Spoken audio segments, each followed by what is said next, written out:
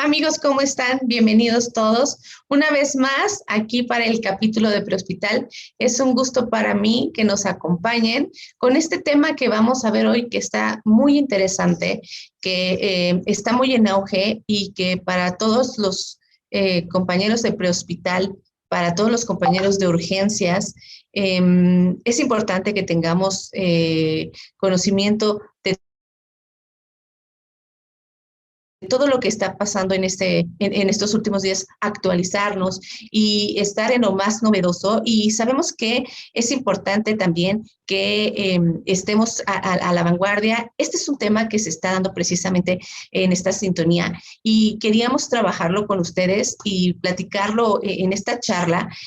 ¿Con quién más sino con de los mejores expertos médicos en esta área que en redes sociales nos comparte mucho sobre la información de este tema que vamos a trabajar, que es ECMO, en donde el doctor Arturo Garza de la Maza, quien es especialista en urgencias y terapia intensiva, que además es miembro del equipo ECMO del Hospital de Alta Especialidad de Christus Morgans, nos va a platicar sobre esta tecnología que sabemos no es reciente, pero sí ha tomado un impulso importantísimo y nos lo va a compartir a todos nosotros.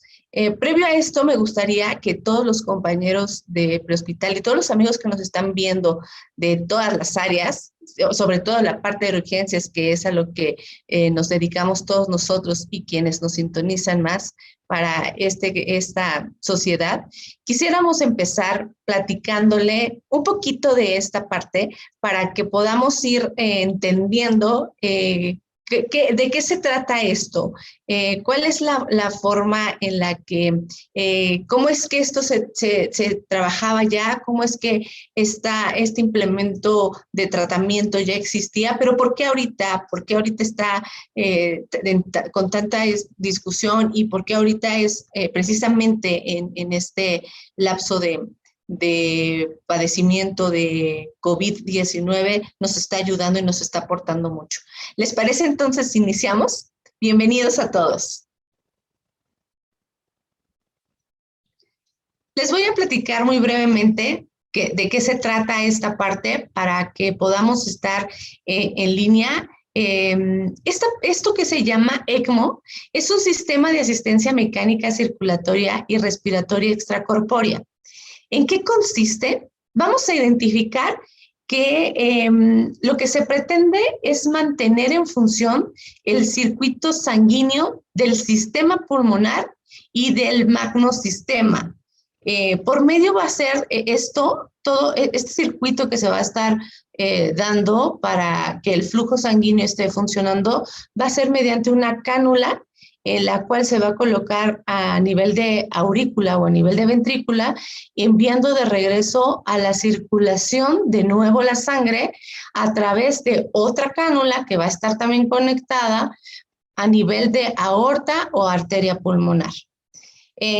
Como la imagen lo refleja, estamos hablando de dos cánulas. La primera que va a estar conectada al paciente para poder sacar del espacio venoso toda la cantidad de sangre para poderla llevar a un sistema rotor que va a hacer la extracción y la forma venosa que todos conocemos anatómicamente en la que se encuentra la sangre desoxigenada va a pasarla por este rotor, por este motor para llevarlo a un filtro en donde se va a llevar a cabo la oxigenación, que es lo que hace la parte de la fisiología pulmonar, para que por medio de otra cánula la regrese al sistema arterial y ésta pueda funcionar en todo el cuerpo como si lo hiciera la forma más normal de nuestro sistema fisiológico en la parte circulatoria. Esta asistencia va a ayudar a descargar la actividad del corazón y va a asumir una parte de su trabajo, haciendo que el corazón repose de una forma o a un nivel que pueda hacer que esté latiendo el corazón, pero que no esté bombeando. Es decir, que su fuerza muscular sea la que le ayude este sistema externo a hacer esa función, pero sin gastar estas células miocárdicas. El objetivo de esto va a ser conseguir entonces el descanso de los órganos y a su vez ganar tiempo para la recuperación. Como lo estábamos mencionando, este circuito externo, este sistema que va a trabajar como si fuera la circulación entre la parte pulmonar, que es la oxigenación, y la parte de la circulación mayor, que va a llevar al resto de los órganos, lo va a hacer de la misma forma, con la excepción de que los órganos principales, el bomba, que es el corazón, el órgano centinela, que es el cerebro, el resto de los órganos funcionales que necesitan de estarse nutriendo con este circuito sanguíneo y su oxigenación, riñones, riñones, hígado, intestinos, etcétera, además, va a estar siguiendo, va a estar funcionando de la misma manera, pero relajando esta parte del órgano bomba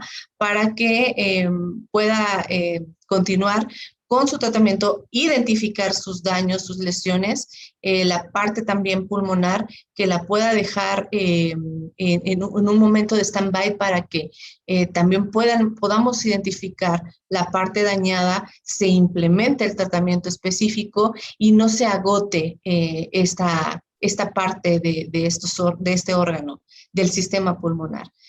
Ahora bien, sabemos que si el circuito sanguíneo se detiene, está lento o no tiene las características necesarias, el resto también sufre. Hablamos de hasta la última célula que anatómicamente y fisiológicamente reciben esta parte de oxígeno y nutrientes, pues va a tener esos daños. Esta parte, este sistema, es lo que va a ayudar a que que estos dos órganos específicos o estos dos sistemas, el cardiopulmonar, estén vigilados, estén detenidos parcialmente y se les esté dando tratamiento, el resto pueda seguir funcionando y tenga el menor daño posible y así, obviamente, poder detener o no llegar a esta famosa falla orgánica múltiple, que es el miedo que todos tenemos cuando hay un problema en la parte del riego sanguíneo y la entrega de oxígeno y demás nutrientes que esto conlleva. ¿Cuáles son las indicaciones?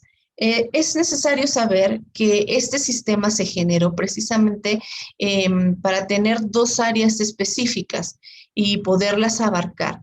Se trata de encontrar, cuando existe un daño cardíaco, principalmente menciona un shock cardiogénico y todo lo que conlleva esta posibilidad de patología, así como una insuficiencia respiratoria con compromiso vital que lo genere cualquier índole.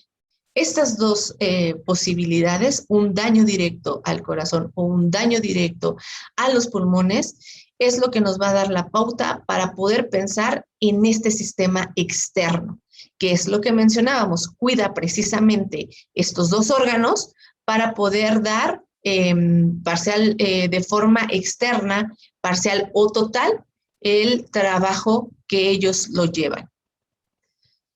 ¿Cuáles son los ejemplos de alteraciones o enfermedades que podrían hacer uso de este sistema? ¿A qué nos podemos enfrentar? ¿Qué pacientes podemos identificar y poderle proporcionar esta posibilidad de manejo? Pues bueno, la falla respiratoria aguda por sepsis es de las principales que se considera, choque de cualquier etiología, principalmente como el que mencionábamos, choque cardiogénico porque va al órgano blanco, que es la función principal de esta sustitución de circulación. Todo tipo de trauma, específicamente o con mayor énfasis, trauma en tórax, derivación cardiopulmonar, neumonía viral, bacteriana o micótica, multitransfusión, con todo lo que conlleva el daño en los vasos sanguíneos y lo que se genera este sistema de respuesta inflamatorio y demás. Tromboembolismo, embolia grasa, obstrucción mecánica de la vía aérea, que esto va a generar una dificultad respiratoria y obviamente insuficiencia, quemaduras, sobre todo la parte en la que son en grandes extensiones del cuerpo y en una superficie importante, inhalación de humo o gases y anafilaxia. Estas son de las dificultades que generaría a nivel pulmonar para que la persona en agudo tuviera problemas. En esta parte de la entrega de oxígeno y respuesta del dióxido de carbono para que haga su fisiología adecuada y que exista una barrera ahí y no se pueda realizar en ese momento tanto agudo o en un momento crónico que se agudice. Esta puede ser la elección ideal para poder tener la función normal de los pulmones sin que estemos exigiéndole a el trabajo diario. La parte pediátrica también la utiliza mucho para la broncoaspiración, meconio, líquido amniótico, membrana hialina, hernia diafragmática congénita. También es un sistema que se utiliza a nivel pediátrico, muy importante y que ha tenido muy buenos beneficios y ha ayudado mucho a este tipo de pacientitos.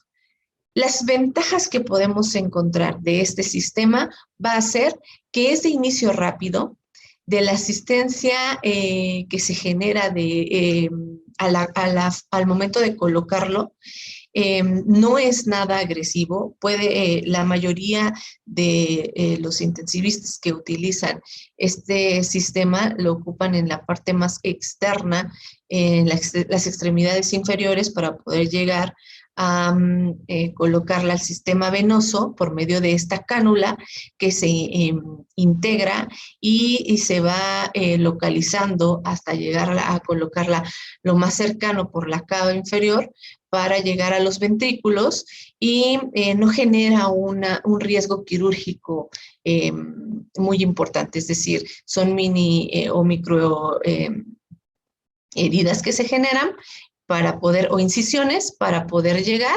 y obviamente trabajando la parte quirúrgica local para poder proteger al paciente de sí las posibles complicaciones locales que se den. Tiene una buena tolerancia a los pacientes críticos, no obstaculiza para nada la parte de RCP y las maniobras que se lleguen a dar en esta parada cardíaca que se pudiera presentar, proporciona el soporte pulmonar adecuado univentricular o biventricular en caso de que así se tenga identificado, que puede ser de cualquiera de las dos. Y hoy en día es un dispositivo que ya se tiene mucho más al alcance, que ya hay más hospitales y espacios que se pueden encontrar y se puede proveer de forma más accesible a estas personas, sobre todo a los pacientes que se encuentran en ese momento que hemos mencionado, que está en un proceso crítico de una enfermedad, que esta puede ser la única opción para poderle salvar la vida una vez continuando el tratamiento que sea necesario para que éste pueda, en el lapso que el propio sistema extracorpóreo le puede ayudar, entre 3 hasta 14 días que se ha llevado en algunos estudios este tipo de tratamiento con la vigilancia adecuada. ¿Cuáles son los componentes? Muy brevemente vamos a platicar para que podamos identificar este sistema, este ECMO. ¿Cuáles son los sistemas o cuál es el equipo que lo conforma? Como lo hemos estado platicando, y en la imagen nos va a ayudar muy bien a identificar, este sistema que se ve muy complejo en videos que podemos ver o en fotografías, o quienes han tenido la posibilidad y la ventaja de tener en su área de trabajo, se ve muy complejo, está lleno de pantallas o de circuitos, pero realmente una vez identificándolo, lo podemos comprender de una forma muy fácil. En la vista más macra, cuenta con una cánula que, como mencionábamos, se va a colocar a nivel venoso para poder extraer la sangre venosa y la va a pasar por esta bomba centrífuga, que es la que va a generar que pueda extraer completamente esta sangre no oxigenada para que por medio de este propulsor que contiene una aspas o una serie de conos que van a estar generando una presión negativa y van a estar extrayendo este líquido sanguíneo no oxigenado para que se pase por precisamente esa membrana conocida como el oxigenador, en donde al momento de estar pasando con esta presión negativa va a estar provocando que conforme se termine de pasar por esta membrana, se lleve a una presión positiva y además se oxigene esta sangre para que de nuevo pase por la consola de entrada y la lleve a la parte auricular y esta pueda expresarse de nuevo otra vez como circuito mayor y llevar esta sangre oxigenada al resto del cuerpo. Además de estas tres partes que se tiene, el sistema de cánulas, la bomba centrífuga y el oxigenador, cuenta también con una serie de consolas que van a estar identificando cuál es la presión y la velocidad que se está manejando, en donde se puede manipular y donde podemos llevar a cabo la regulación de las revoluciones por minuto en las que se van a estar necesitando para que la velocidad esté de la mejor forma también. Esto todo es conforme al paciente, sus características, el padecimiento y las condiciones en las que se vaya viendo la mejora, y los médicos tomarán o manipularán según la respuesta del paciente. Y entonces es cómo podemos identificar que está la parte de que nos interesa tener este conocimiento para la prehospitalaria. Aquí es donde podemos comentar que recordar que la prehospitalaria no solamente se trabaja en la calle, en esos momentos de adrenalina que a nosotros nos llena, que los que nos dedicamos a esta parte de la medicina de urgencias en ambulancia y que nos llena, no solamente está el servicio prioritario de atención en el lugar. La prehospitalaria también maneja los traslados interhospitalarios. Y es entonces que podemos integrar este tema aquí, porque los traslados que se realizan extrahospitalarios, que pueden ser terrestres, que pueden ser aéreos, que pueden ser marítimos, conllevan una serie de especificaciones y de protocolos para poder realizarlos, dado que la mayoría de estos se realizan para pacientes críticos. Y entonces los médicos de traslado aplicamos estos procesos, aplicamos esta forma de manejo del paciente fuera del hospital, que sí genera una complicación. Todos conocemos esta parte en la que sabemos que el paciente crítico dentro de una sala de terapia intensiva, donde se encuentra estable, donde se trata de hacerle el menor esfuerzo, donde médicos, enfermeras siempre están atentos, el equipo está a la mano, es la forma adecuada y mejora mucho a la atención del paciente.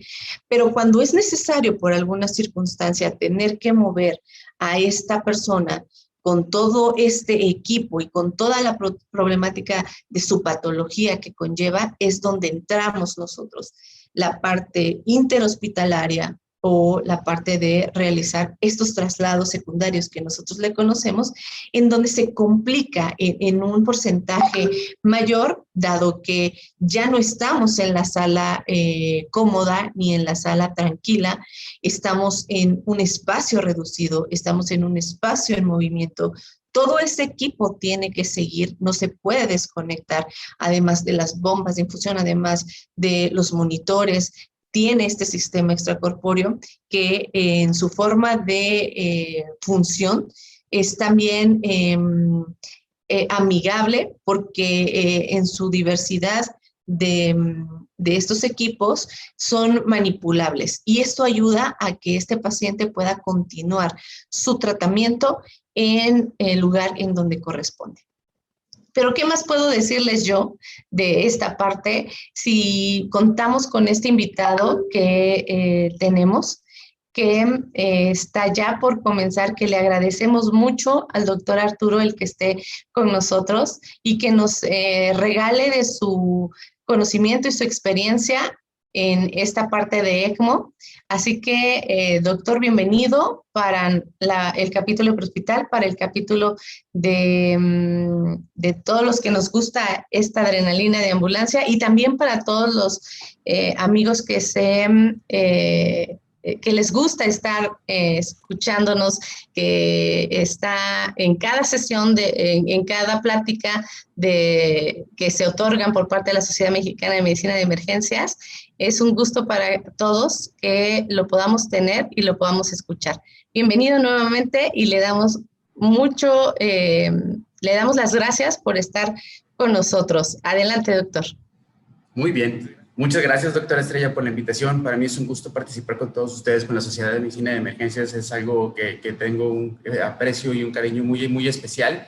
Este tema, que es un tema que está haciendo mucho boom en muchos lugares de diferentes países, en muchos lugares del mundo, y creemos que estamos seguros que en México estamos haciendo las cosas muy bien y de hecho ya somos referencia de otros países primermundistas. Estamos muy acostumbrados a decir, es que si en México pudiéramos, si en México hiciéramos esto, bueno, países primermundistas están viendo lo que estamos haciendo. Transporte aéreo del paciente crítico en ECMO, un tema sumamente interesante. La mayoría de las sesiones que me gusta compartir con todos ustedes, yo no busco hacer un collage de artículos, ni busco poner metaanálisis, ni busco poner nada que no podamos cada quien leer en su propio hogar, leer en la tranquilidad con sus propios artículos, más bien expresar cómo lo hacemos, qué es lo que estamos haciendo y cómo estamos trabajando. Todo sufrimiento durante una crisis se debe a una mala planeación en tiempos de paz. ¿Y qué mejor ejemplo que un traslado crítico aéreo? Un traslado crítico aéreo no es cualquier cosa y cuando se va a complementar con ECMO, debes estar preparado para cualquier crisis que vaya a suceder. Y lo que estamos haciendo ahorita es una planeación en tiempos de paz, donde y de misma manera, antes de iniciar una misión, nos juntamos, platicamos del caso, qué es lo que podemos necesitar, a qué nos vamos a enfrentar en un momento de paz, para que cuando suceda cada quien sepa qué tiene, qué es lo que debe hacer. Declaro que no existe ningún conflicto de interés en absoluto. Vamos a ver algunas líneas de aviones, algunas marcas de industria sobre soporte extracorpóreo.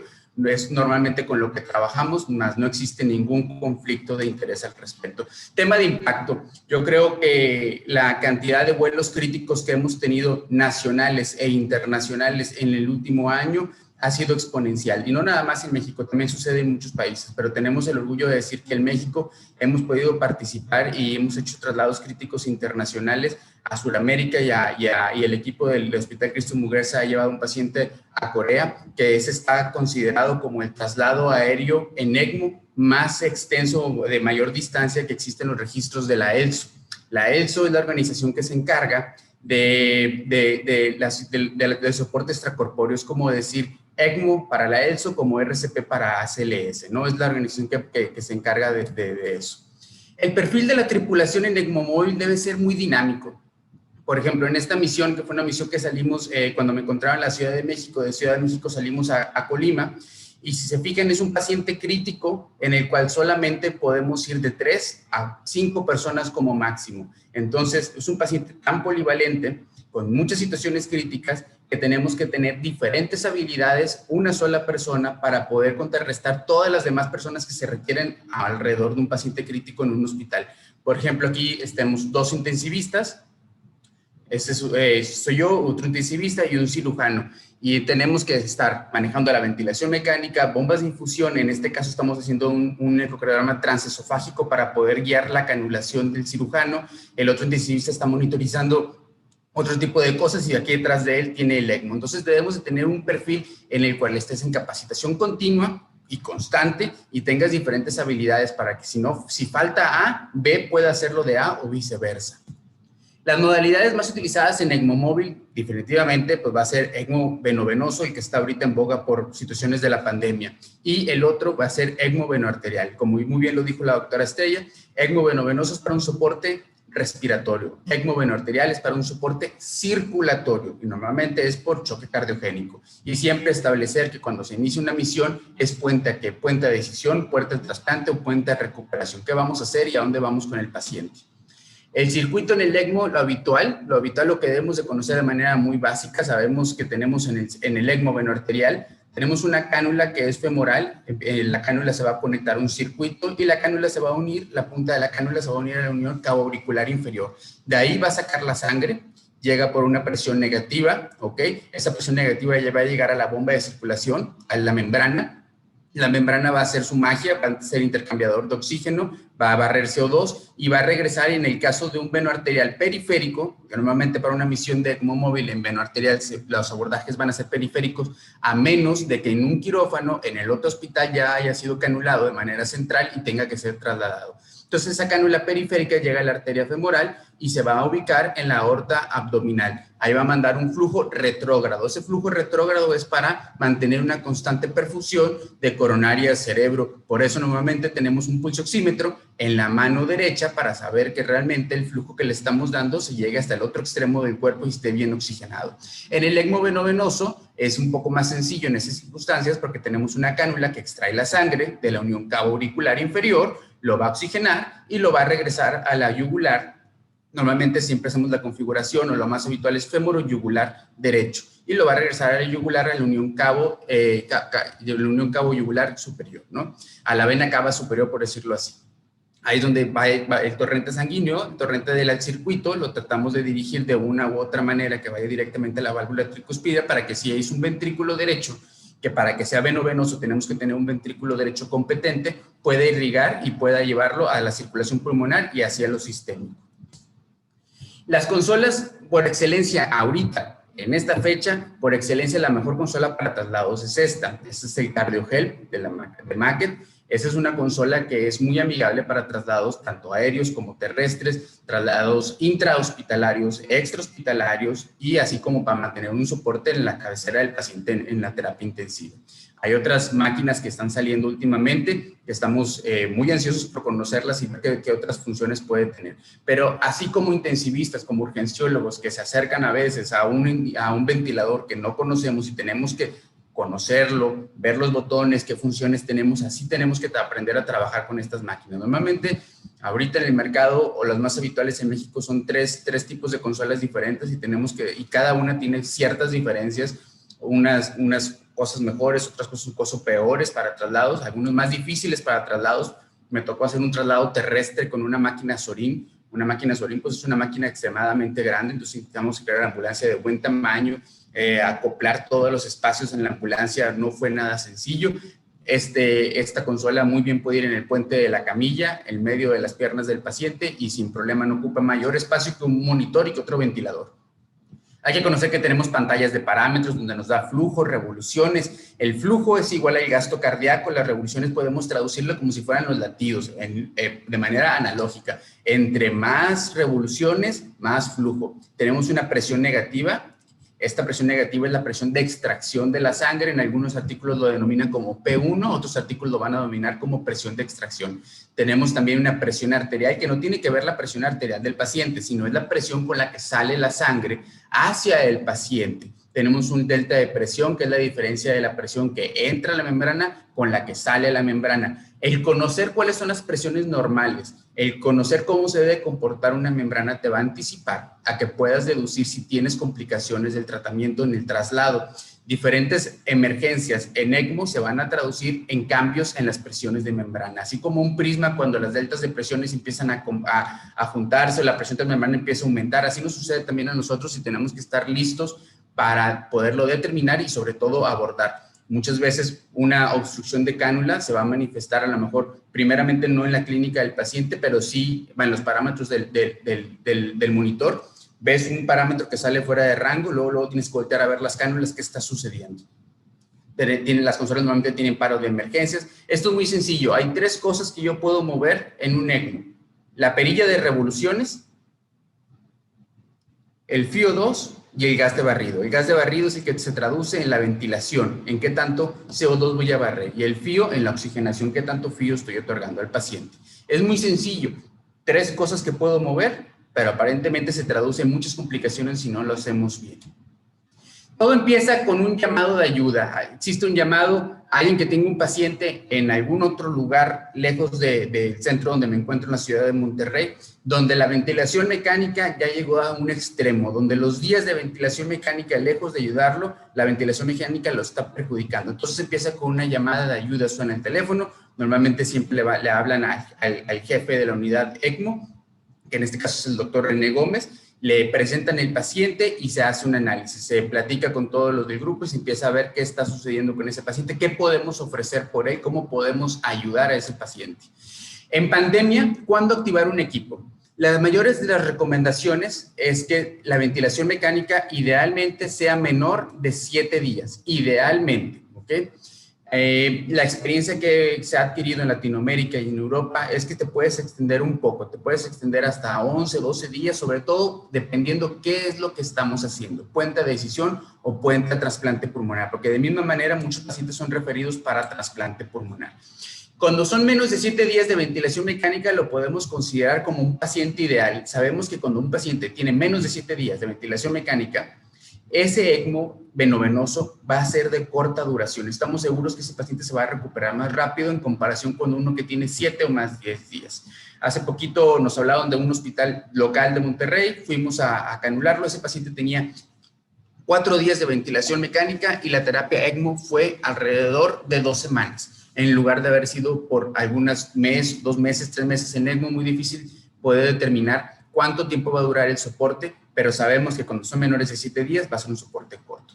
Un experto en ventilación mecánica, preferentemente intensivista, debe dictaminar que el paciente se encuentra en hipoxemia refractaria. Y para decir esto es que fracasaron todas las estrategias de ventilación mecánica protectora, prono y bloqueo neuromuscular. ¿Y cuáles son los criterios más habituales? Tenemos consensos, el consenso de la ELSO, el consenso francés, el consenso EOLIA. Lo podemos resumir en este rectángulo rojo, donde si tenemos un paciente con presión de oxígeno y PaFiO2 menor de 50 por 3 horas con FiO el 90, vean muy bien, por 3 horas con FiO el 90 ya podemos decir que es un paciente candidato. Esta tabla me gusta mucho porque de alguna u otra manera, como intensivistas o como urgenciólogos, tenemos la idea de que para pensar en ECMO tiene que ser el último recurso, y último recurso no significa en los últimos días o cuando el paciente ya está en un punto muy crítico. Podemos establecer la necesidad de ECMO en las primeras 3, 6 a 12 horas de que se inicie la terapia. No tenemos que esperar absolutamente tanto. La mayoría de los pacientes que se presentan o ya es muy tarde o están muy enfermos, entonces la terapia ECMO probablemente va a ser mucho más prolongada, más difícil, en cambio un paciente que se pueda beneficiar de una manera más rápida. Siempre cuando se nos presenta el paciente, pues empieza el interrogatorio, y eso no es nada sencillo porque es un interrogatorio pues a distancia. ¿Qué fue lo que pasó? ¿Se ha infectado? ¿Qué falla orgánica tiene? ¿Cuántos días de ventilación mecánica? ¿En qué momento se salió de la protección pulmonar? ¿Qué estrategias se han utilizado? ¿Cómo van los cultivos? ¿Hay falla hemodinámica? ¿Hay falla distributiva? ¿Qué es lo que está sucediendo con ese paciente? Y todo tenemos que confiarlo que sea a manera de interrogatorio a distancia, porque no estamos viendo el paciente en ese momento. Es una misión altamente, de una otra manera, es costoso, no es tan sencillo mover todo un equipo ECMO, mover un avión, y a lo mejor el paciente no era candidato. Entonces tenemos que ser muy prejuiciosos en cómo se presenta y qué es lo que estamos viendo con él. Los objetivos es identificar al paciente candidato a distancia, pues, y que sea no muy enfermo, pero sí lo suficientemente enfermo, ¿ok? Es decir, muchas ocasiones se nos han presentado pacientes que a lo mejor solamente necesitaban un ajuste. Sabemos que ahorita la demanda de pacientes es muy corta, es mucha la demanda de pacientes, la circunstancia pudiera ser que no siempre un intensivista esté con ese paciente, entonces pedimos fotos del ventilador, fotos del ATAC, y hemos dado recomendaciones en las cuales el paciente sale de ser candidato a ECMO y solamente necesitaba un ajuste. Después se hace la logística del traslado. La logística del traslado empieza desde que se presenta. ¿Qué cosas vamos a llevar? ¿Cómo nos vamos a mover? Y algo que puede sonar sencillo, pero no lo es. ¿De dónde vamos a despegar? ¿Dónde vamos a aterrizar? ¿Cómo va a estar la logística de las ambulancias, donde la ambulancia que te lleva, la ambulancia que te regresa al aeropuerto? ¿A qué hora tenemos que regresar? Porque la mayoría de los aviones ambulancia pues entran como categoría de avión privado, ¿no? Al ser avión privado no aterrizas en aeropuertos comerciales, sino aterrizas en FBO, son terminales de aviones privados, pero esos terminales tienen horario. Pues muchas veces una misión, cuando se nos extiende más de lo normal en horas, ya no podemos llegar a despegar porque no vamos a poder aterrizar, o si podemos aterrizar, ya no vamos a poder hacer pasar aduana cuando son vuelos internacionales. Entonces, esa logística tenemos que hacerlo. Y sobre todo, analizar, ¿es realmente candidato o no? Hay estrategias para evitar que el paciente llegue a ECMO, porque lo que no queremos es, o sea, el paciente realmente tiene que ser candidato a ECMO. Una de las cosas más peligrosas es canular pacientes que no requerían ECMO, o que estaban muy enfermos y ya no tenían criterios para soportar ECMO, y para esto hay escalas de mortalidad, como el SAFE.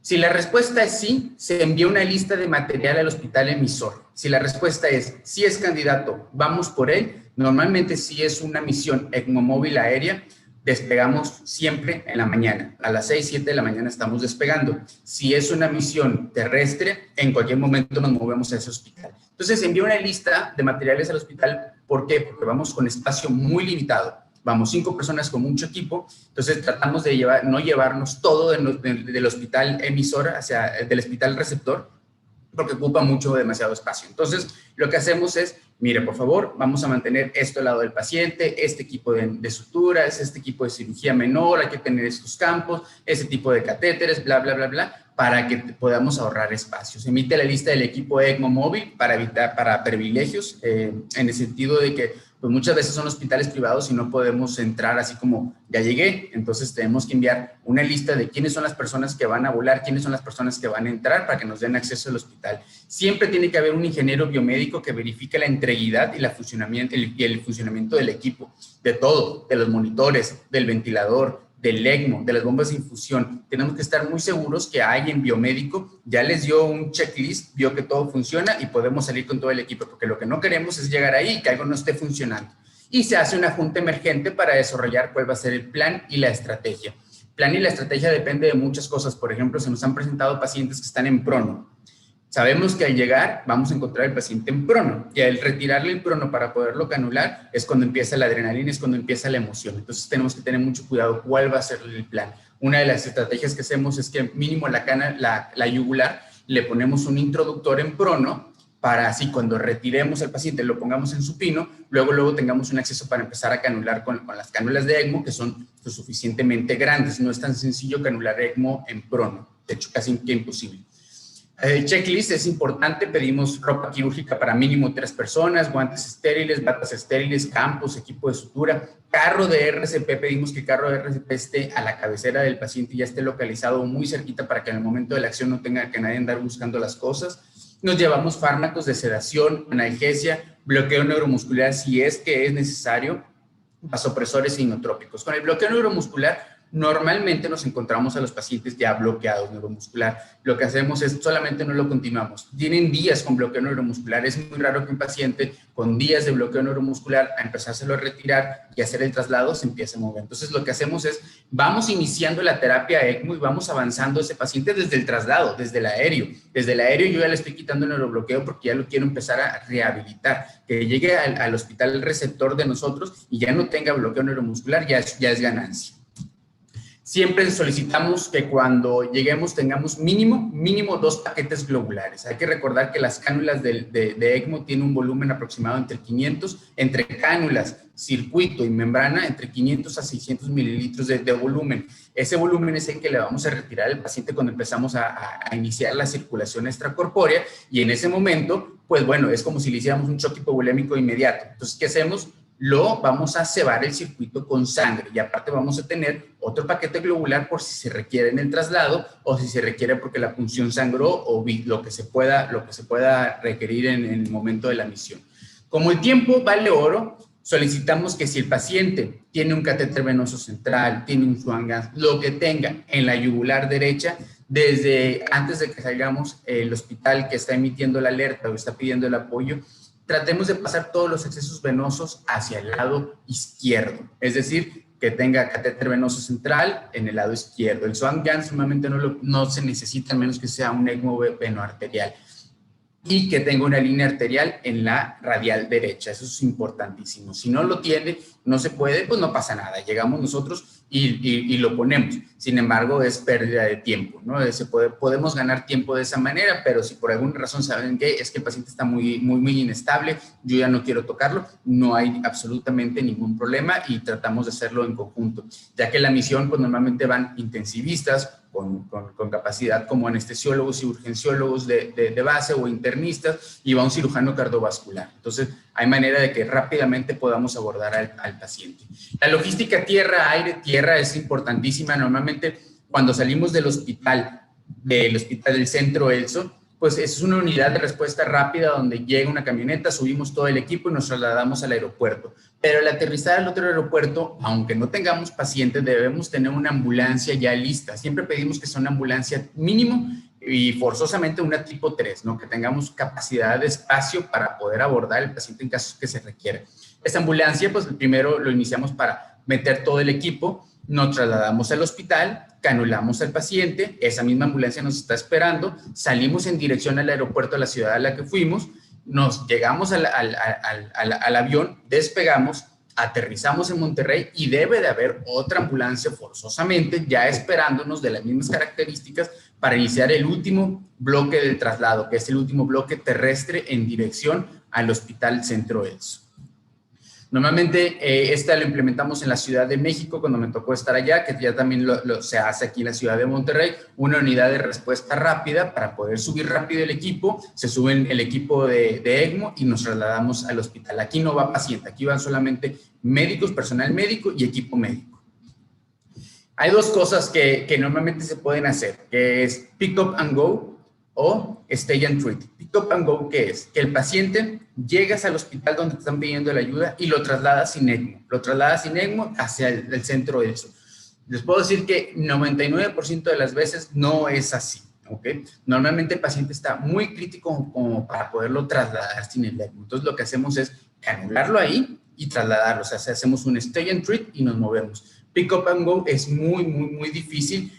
Hay contraindicaciones en respecto a presiones de oxígenos, concentraciones de CO2, ventilación mecánica, parámetros para hacer un traslado aéreo sin ECMO, porque hay que recordar que la ventilación mecánica lo llevamos a ultra protección, relajamos el pulmón, evitamos que tenga un barotrauma porque lo vamos a volar. Y la mayoría de las veces, ahora sí que el 99% de las veces si lo hacemos así, es la estrategia stay and treat. Entonces, stay and treat es llegar al otro hospital, tratar al paciente, nos esperamos unas pocas horas, vemos que todo está bien, hacemos un checklist, todos estamos de acuerdo, podemos empezar a movernos, ok, en ese momento iniciamos el traslado terrestre del hospital donde pidieron ayuda hacia el aeropuerto de la ciudad donde nos encontramos. Y siempre tenemos que estar listos y mentalizados que en el stay and treat se puede convertir de un ECMO venovenoso a un protocolo de SPR, es decir, que el paciente caiga en paro enfrente de nosotros al momento de retirarle el perno y ponerlo en supino, en el momento de la canulación y tengamos que cambiar nuestra configuración a un soporte venoarterial, porque el soporte venoarterial pues, va a dar soporte circulatorio y va a mantener rangos de oxigenación. Y para eso hay que estar listos siempre para un SPR. El equipo necesario para el traslado es un equipo, bien, normalmente viajamos con mínimo todo esto. ¿Qué tenemos aquí? Tenemos la misma consola del ECMO, medicamentos de vía aérea, medicamentos instrumentos de vía aérea, laringoscopio, ultrasonido, cánulas, equipo de inserción percutáneo, sondas vasculares, la misma consola del ECMO, cirugía menor, equipos de fármacos, la membrana de oxigenación es esta, el ventilador mecánico, que por excelencia los que hacemos traslados sabemos que ese es el ventilador con el que estamos más contentos de trabajar, es que te da muchos parámetros, realmente es una extensión, casi que es una extensión de la ventilación mecánica de UCI, ¿ok? Hay que tener todo este equipo, hay que llevar todo ese equipo en la camilla y lo más importante, son camillas de traslado, pero aquí tenemos la camilla que es la aeroespacial. La camilla de traslado aeroespacial va sobre la camilla de traslado terrestre común y corriente, ¿okay? Y llevamos también un equipo de compresión mecánica torácica. Siempre tenemos que tener a la mano un desfibrilador con monitor y nos llevamos el famoso Lucas. por si ese protocolo de rescate se convierte en un SPR, va a quedar con presiones. Si tenemos un ECMO venovenoso y el paciente cae en paro, definitivamente tenemos que dar compresiones porque no hay soporte circulatorio.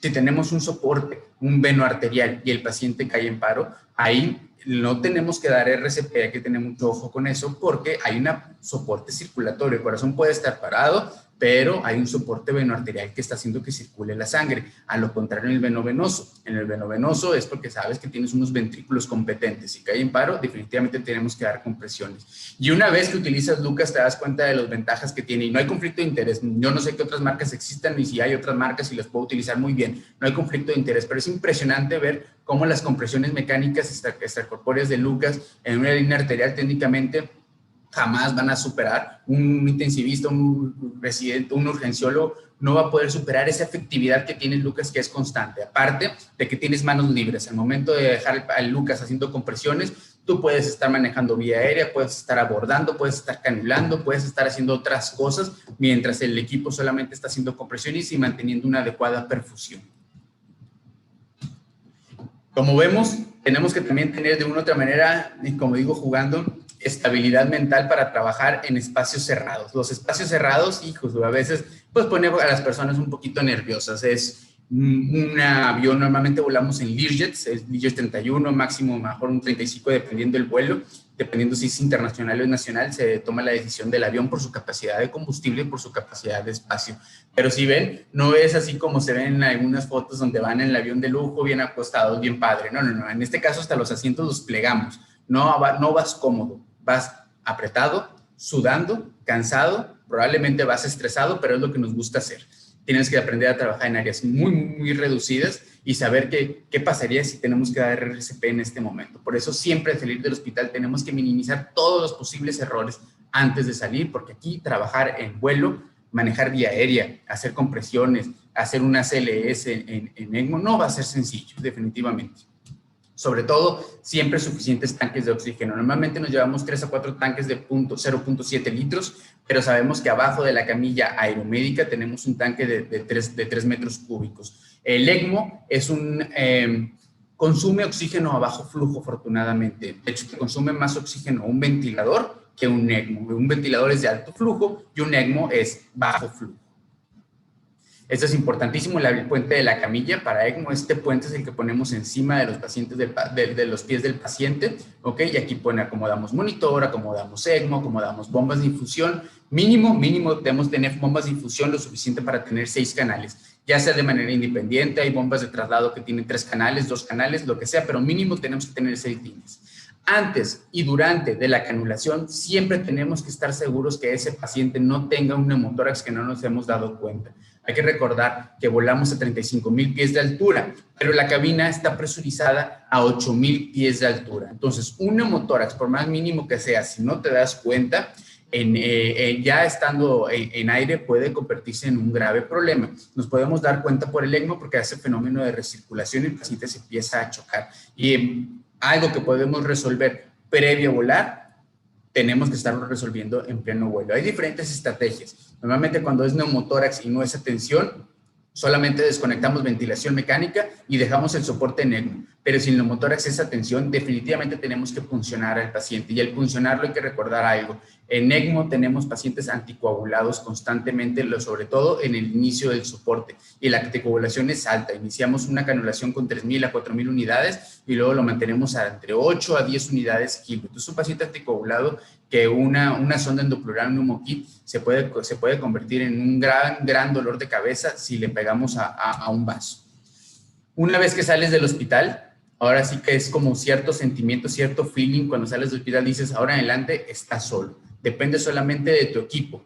3 a 4 personas se van a encargar de un solo paciente crítico, cuando normalmente en un hospital tenemos todas las doctrinas. Tenemos cardiología, intervencionismo, cirugía de tórax, cirugía cardiovascular, intensivistas, urgenciólogos, anestesiólogos cardiovasculares. Todo un gran séquito va a rodear a un paciente en una terapia ELSO, en una unidad ELSO. Bueno, cuando es un traslado crítico solamente va a depender de 4 o 5 personas. Paramédico, médico de vuelo, intensivista, cirujano cardiovascular. Normalmente volamos siempre 2 intensivistas. 2 cabezas piensan mejor que una, eso es indudable. Y es un largo viaje, siempre de una manera analógica, me imagino como un largo viaje del viejo oeste, donde tienes que atravesar diferentes situaciones con recursos limitados y solo. Y en ese camino te vas a topar con muchos obstáculos. En ese camino te puedes topar con diferentes situaciones enemigas para el ECMO que tienes que estar preparado para resolver. Siempre las líneas del circuito tienen que estar visibles en todo momento. Esa es la línea del circuito, aquí lo estamos viendo. Esa es la cánula de retorno, ¿no? Es la cánula que lleva la sangre oxigenada hacia la yugular, en la cava superior, para poderla llevar al ventrículo derecho. Siempre tiene que estar visible.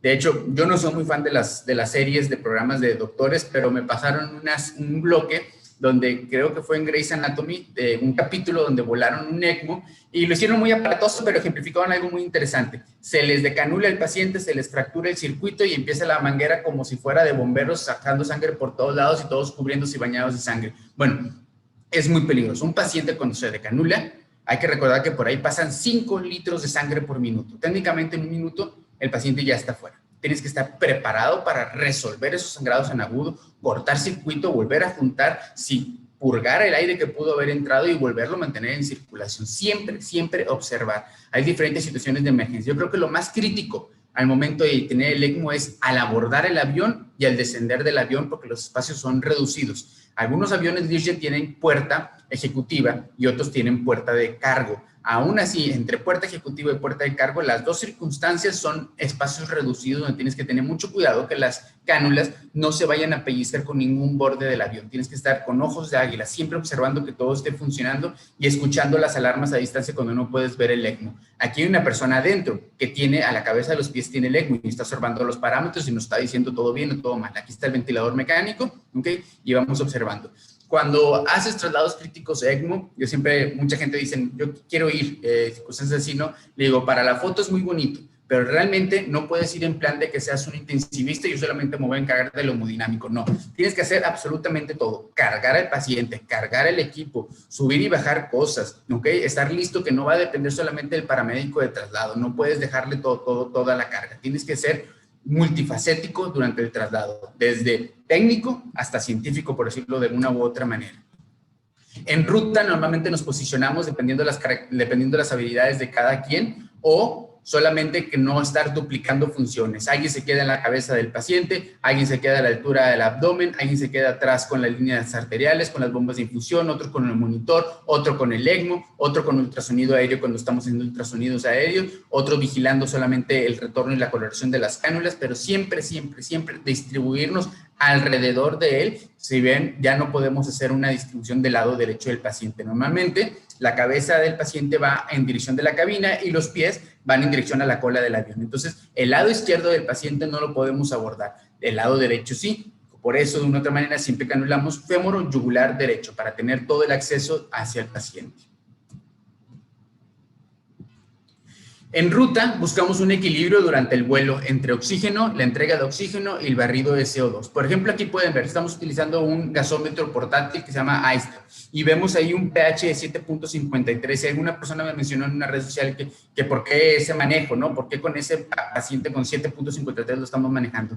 Hay un síndrome, lo estamos denominando nosotros el síndrome del traslado, que nos hemos dado cuenta. Son pacientes que obviamente estuvieron con CO2 elevado por muchos días, ¿okay? Estuvieron con infusiones de furosemida y esos pacientes hacen alcalosis metabólica. Normalmente agarramos al paciente con un CO2 de 120, 110, 90 y empezamos con un gas de barrido de 1 litro. Nunca barremos CO2 de una manera inmediata porque hay que recordar lo que sucede en la circulación cerebral, ¿no? Si barremos CO2 de manera muy rápida y luego está anticoagulado, va a ser vasoconstricción y es muy peligroso eso. Nos vamos con mucha cautela. Aquí, por ejemplo, ya llevamos un CO2, se fue un traslado internacional, llevamos como 4 horas de vuelo, ya vamos con un CO2 que empezamos 6, 8 horas antes con 80 y ahorita ya vamos en 44, pero la alcalosis metabólica sigue evidenciado, pero por bicarbonato, ¿no? Tenemos un lactato de 1.6 y estos cartuchos, normalmente hay cartuchos con electrolitos y cartuchos sin electrolitos, entonces vamos alternando. Normalmente al salir del hospital tomo una gasometría, al llegar al avión tomo una gasometría, al llegar a 35,000 pies tomo una gasometría y de ahí cada hora y media, aproximadamente, dependiendo de las horas de vuelo. Al aterrizar y empezar el traslado terrestre tomo otra gasometría porque lo que yo quiero es llegar a mi centro de receptor, al centro ELSO, con las mejores condiciones del paciente. Quitarnos esa cosa que algunas personas mencionan de los servicios prehospitalarios, que es solamente llegar e entregar. No, lo que yo quiero es que el paciente técnicamente lo que estamos haciendo sea una extensión móvil de la terapia intensiva. También tenemos que estar vigilando la anticoagulación en pleno vuelo. Entonces nos llevamos un hemocrom, ahí con lo que estamos evaluando es el ACT. El ACT es una manera indirecta de valorar la anticoagulación, sobre todo cuando lo tenemos con infusiones de heparina. Idealmente es el anti-10A, pero no tenemos anti-10A que sea móvil. Con el ACT muy bien podemos guiarnos, tenemos rangos de referencia. Entre 180 a 220 sabemos que estamos muy bien. En pleno vuelo hemos tenido decisiones de suspender anticoagulación o aumentar anticoagulación con base a los resultados del hemocrom. El monitoreo debe ser continuo. Tenemos bombas de infusión. Aquí esta bomba de infusión se encarga solamente cuando se trata de heparina. No mezclamos nada más que la pura bomba de infusión para que a nadie se le vaya por error un bolo. Tenemos el ASTAT para ver gasometría, el ECMO, el monitor. Por acá están las líneas arteriales. Por acá de otro lado tenemos 6 canales de bombas de infusión. Aquí tenemos sangre, ¿ok? Y estamos abordando, estamos vigilando constantemente al paciente. Tenemos que aprender a identificar y tratar los villanos del ECMO. ¿Cuáles son los villanos del ECMO? Pues listos para actuar ante cualquier circunstancia de emergencias. Un ECMO especialista, una persona que es ECMO especialista, debe tener mucho adiestramiento para resolver diferentes problemas. ¿Cuáles son los más comunes o los más identificados? Sangrado, ¿ok? Que el paciente se hipertense. Si el paciente es hipertenso y está anticoagulado, hay que tener mucho cuidado porque hay muchos reportes de pacientes que hacen sangrado, hacen hemorragia del sistema nervioso central y pues, ¿a dónde vamos a llegar con eso? ¿No? En muchas circunstancias ese paciente se recupera y otro ese paciente ya no se va a recuperar. Obviamente también la hipotensión, tenemos que estar regulando la hemodinámica del paciente constantemente. Chattering, ¿qué es chattering? La cánula de extracción está en la cava inferior. Esta cava inferior, si el paciente está depletado en volumen, pues lo que va a pasar es que está la cánula, está la cava y lo va a estar apretando, ¿no? En cada latido. Y lo que sucede es que la cánula se ve que vibra en cada latido o se queda así teniendo un bamboleo constante. Entonces ahí tenemos que valorar qué hacemos. Bajamos revoluciones, aumentamos carga de infusión de líquidos, ¿qué es lo que tenemos que hacer? Pérdida de flujo, donde por ejemplo una cánula de retorno se obstruya, se ocluya, se doble y entonces el ECMO va a estar, las revoluciones van a estar girando pero no va a enviar flujo, ¿no? Entonces ahí tenemos que estar vigilando siempre que sucede. Que el paciente se desature, lo más común es que los conductos de oxígeno, los dispositivos, las mangueras de oxígeno a lo mejor se doblaron, se ocluyeron o se desconectó. Entonces vemos 2 cánulas oscuras, ya el ECMO no está funcionando, luego tenemos que pensar qué sucede. Si las 2 están oscuras, seguramente se desconectó el toma de oxígeno, se acabó el tanque de oxígeno, hay que vigilar eso. Recirculación es lo que está sucediendo, es que la cánula de extracción está agarrando directamente la sangre de la cánula de retorno porque está muy pegadas, entonces la sangre oxigenada es secuestrada inmediatamente por el ECMO, entonces tenemos un circuito del ECMO bien oxigenado, pero el paciente desoxigenado. Entonces tenemos que estar vigilando eso. Ahí lo que va a suceder es que las 2 cánulas van a estar rojo, rutilante, rojo fuerte, ¿ok? En la pérdida por desaturación, las 2 cánulas van a estar oscuras. Síndromes de norte-sur, eso sucede sobre todo, nada más puede suceder en el ECMO venoarterial, donde probablemente el flujo que le estás otorgando al paciente ya está peleando con la función del ventrículo izquierdo o es insuficiente. Hipotermia, las cánulas al final de cuentas están fuera del cuerpo y esas cánulas van a tener un cambio térmico. Normalmente llevamos un intercambiador térmico funcionando y si no, calentamos al paciente de otra manera. Falla de bomba, donde el ECMO simplemente se le antojó y decidió apagarse y fallar, ¿no? Y para eso debemos tener listos, que es el crank, el hand crank. Tenemos una bomba que es manual cerca del ECMO, tenemos que posicionarlo de una manera que si sucede algo, inmediatamente debemos desacoplar la membrana del ECMO, pasarlo a un hand crank y a la antigua, estar así dándole y crear un flujo constante de sangre y oxigenándola para otorgárselo al paciente. Y las peores emergencias que puedes tener, las complicaciones más peligrosas, donde no te puedes quedar como este gatito con cara de frustración viendo, es ruptura del circuito y decanulación. Esos son los peores escenarios que podemos tener. Mensaje para llevar a casa. Yo creo que hemos evolucionado mucho en los últimos años. El ECMO es un dispositivo que cada vez existen más indicaciones. Hay un mundo de indicaciones para ECMO. Debemos de quitarnos la idea de que solamente es venoarterial para el choque cardiogénico, venovenoso para ART. Hay un mundo de indicaciones. Yo creo que las terapias ECMO cada vez van a ser mucho más recurrentes de pacientes debemos estar capacitándonos. Siempre recomiendo que nadie se involucre en ECMO si no tiene una capacitación previa. ECMO puede ser muy amigable, pero ECMO también puede ser tu peor enemigo si no lo sabes dominar. Es muy complicado a veces estar a la cabecera del paciente y no entender ECMO. Entonces, hay que capacitarnos. Los traslados críticos que estamos haciendo, creo que en muchos lugares, tengo amigos en Barcelona de redes sociales del Hospital Vall d'Hebron, donde compartimos información y lo que estamos haciendo no es lejano a lo de ellos. De hecho, tenemos más vuelos ECMO en México que en otros países y estamos haciendo las cosas bien y lo más importante, urgenciólogos participando en esto. Muchas gracias, espero que haya sido de su agrado la plática. Cualquier información que necesiten, cualquier duda, estamos aquí para servirles y colaborar juntos. Muchas gracias a la doctora Estrella. Muchas gracias. Gracias a todos los compañeros del capítulo de Prehospital. Gracias a todos los que nos ven. Toda esta parte mágica de urgencias, de verdad, les agradecemos, pero le agradecemos mucho más también al doctor Arturo. Nos encanta escucharle, de verdad, toda su experiencia y todo su conocimiento. De verdad le agradecemos que nos comparta en redes, que lo tengamos aquí como invitado. Muchas gracias, doctor, de verdad. Y esperamos tenerlo también para el congreso que ya viene. Nos encantaría que estuviera ahí, estaríamos muy pendientes. Es un tema increíble, de verdad nos apasiona y nos gusta mucho que toda su energía y todo su conocimiento nos lo comparta. Muchísimas gracias, doctor, y cualquier duda o pregunta que se tenga, el doctor, como bien lo comentó en sus redes sociales, es muy accesible, de verdad, es una persona súper increíble y es sumamente interesante lo que hace, muy inteligente. La verdad, mis respetos. Muchas gracias, doctor, de verdad, nuevamente.